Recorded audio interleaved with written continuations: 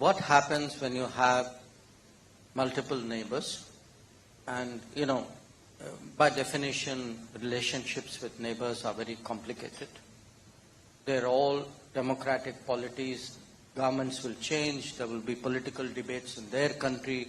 Often we will be the center of those debates. It's natural. We are a big country. So we have to expect and plan for and build into our policy making an expectation that there will be changes, some more organic, some more disruptive in our neighborhood. How do you then deal, how do you stabilize? Because I'm now de-risking the neighborhood. Okay. You do that by creating the factors of stability. If two countries are linked by, let us say, a power grid, actually you have secured both ends. One is a producer, one is a customer, both have an interest in keeping it going. If you have a fuel pipeline, the same logic applies. If you have more trade, if you have more tourism,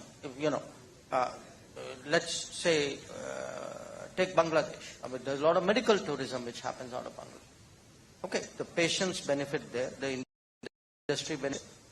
So the whole point is, for the last 10 years when we've been talking about neighborhood first, the entire exercise is about making sure that there are so many connections in so many domains which are so indispensable, which are so deep, which are so central to everybody's calculation, that the factors of volatility get relatively diminished.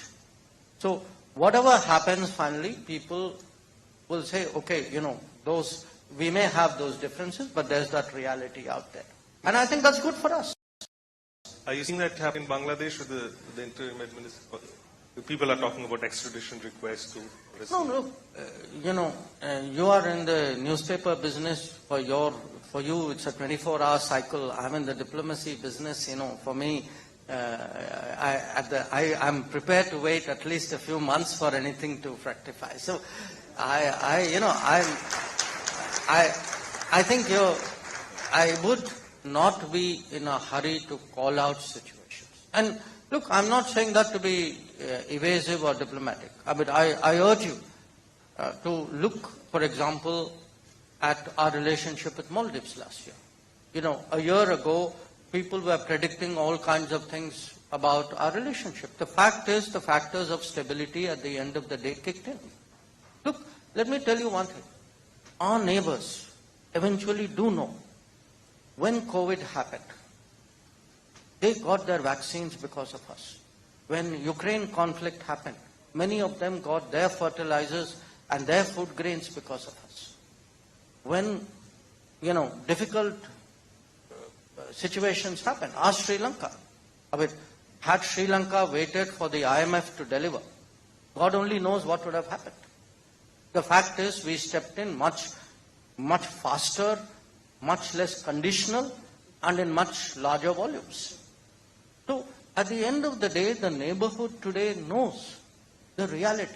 And I think it's important, look, if we invest in the neighborhood and the neighborhood invests in us, I guarantee you this would be a far more stable, predictable, resilient region. Because I expect this is going to be a very choppy decade.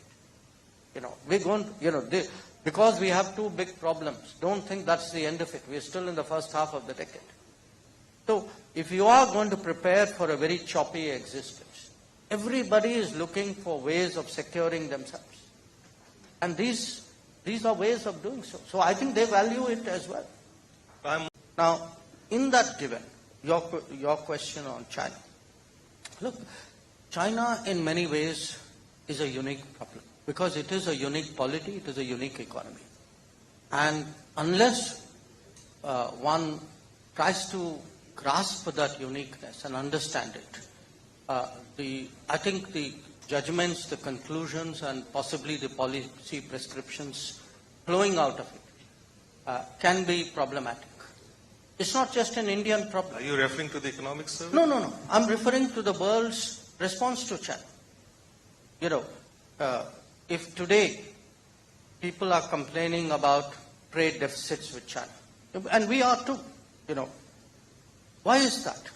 Because decades ago, we all consciously chose to overlook the nature of Chinese production and the advantages which they enjoyed in a system where they got a level playing field with all the advantages that they brought to bear. So, my point is there is a general China problem.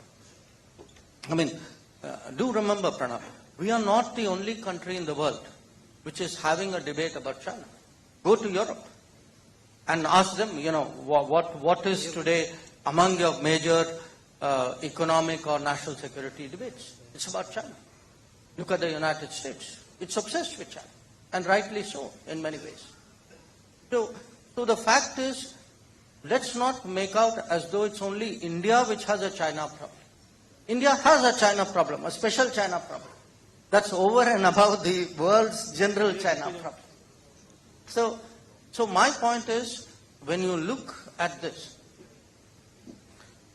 when we approach the issue of China as a whole, Chinese trade with China, investment from China, exchanges of various kinds with China, we have to, if you neglect to take into account that this is a very unique country with a very different way of working, I think your basics start to go off track. So once you understand that, because there is a general problem with China as well as our own situation, all of you know we have a very difficult situation in the border for the last 4 years.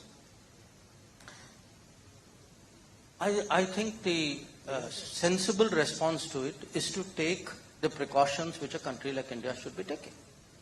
Now, it has never been the government's position that we should not be having investments from China or doing business with China.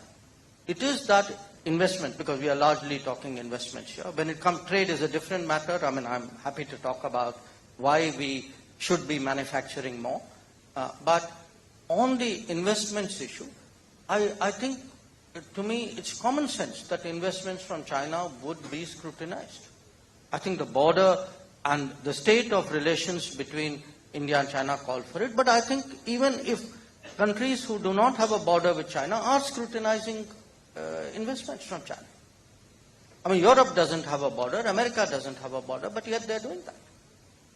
So the fact is, the issue is not do you have investment from China or not. It's not a yes or no answer. It is what should be the appropriate level of scrutiny, how should you handle it. And when you look at that, sometimes, when I read stuff, including in your newspaper, where people say, we should clearly identify this is national security. It doesn't work that way anymore. Because what is national security itself has expanded. Tell me, if we were completely reliant, let us say, on pharmaceuticals from China, does it not have national security implications? If your telecom is, based on Chinese technology, can you be impervious to it? So it's not like, there is a clear identification of this is a yes and that is a no. It's a much more complex factor. And in my view, at a certain level with certain countries in certain situations, the line between economics and security is a very thin line. So I wouldn't, sharpen this and make it a kind of a yes or no, we should, be allowing them open door or we should close the door. It's nobody's case that either of those two options